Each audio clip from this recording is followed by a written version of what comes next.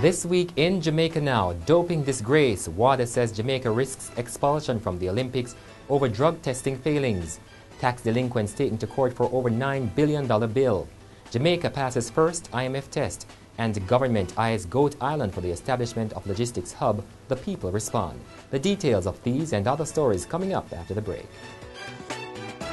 Start your day afresh with brand new ideas. It's Corporate Coffee Mornings.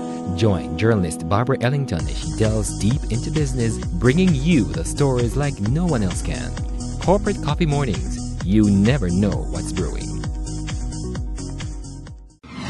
I'm Damian Mitchell in this week for Heather Cummings, and this is Jamaica Now. The Minister without portfolio with responsibility for sports, Natalie Nita Headley, has rejected comments by Anne Shirley, the former Executive Director of the Jamaica Anti-Doping Commission, JADCO, that the Jamaican government has not been doing enough to ensure doping control. Writing in this week's Sports Illustrated, Shirley chided the Jamaican government for what she says is its failure to seriously deal with doping control despite several recommendations and warnings. Since then, the World Anti-Doping Agency has warned that Jamaica could face expulsion from major competitions if improvements are not made. In the meantime, JADCO says steps are being taken to correct what it calls inaccurate local and international reports about Jamaica's drug testing regime. According to JADCO, it continues to conduct comprehensive testing activities in accordance with the World Anti-Doping Code and international standards. Several high-profile Jamaicans, educational institutions and businesses are among delinquent taxpayers brought before the courts for failure to file tax returns or pay outstanding amounts. Tax Administration Jamaica says approximately $9.9 billion is owed in taxes. According to the TAJ, the delinquents were hauled before the courts between March and May. It says most of the infringements relate to the payment of income tax. The move to publish the names of the delinquents is stipulated under Jamaica's agreement with the International Monetary Fund. And on Thursday, the IMF signaled that Jamaica has passed its first quarter test under the Extended Fund Facility. The assessment by the IMF team is subject to the approval of the IMF's management and executive board. The IMF says the fiscal performance for the first quarter as well as the last financial year outperformed projections despite declines in several key areas. Restaurants of Jamaica, the operators of KFC, says it will soon reopen its Old Harbour outlet following a fiery explosion on Wednesday that left 7 workers injured. The workers were admitted to hospital on Wednesday, and the following day, 3 were discharged. KFC's marketing director, Tina Meyer, says the injured persons suffered varying degrees of burns to their bodies. The Jamaica Teachers Association, JTA, ended its 49th annual conference with teachers demanding that someone be fired in relation to the multi-million-dollar fraud at the institution. Auditors revealed that some $52 million was swindled from the teachers' union during the last financial year ending April 2013. The leadership of the JTA has promised strong action.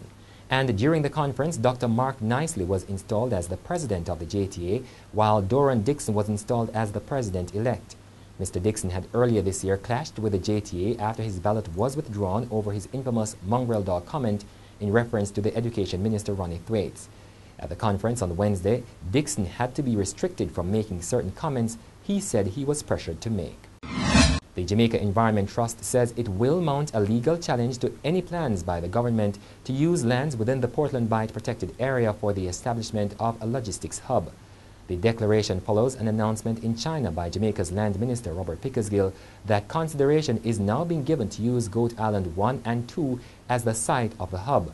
Pickersgill is part of a Jamaican delegation headed by Prime Minister Portia Simpson Miller on an official tour of China. In the meantime, Gov't Island residents have expressed mixed views about the proposed developments. Well, infrastructure like that have a good and it have it bad. The good, it give work to some people.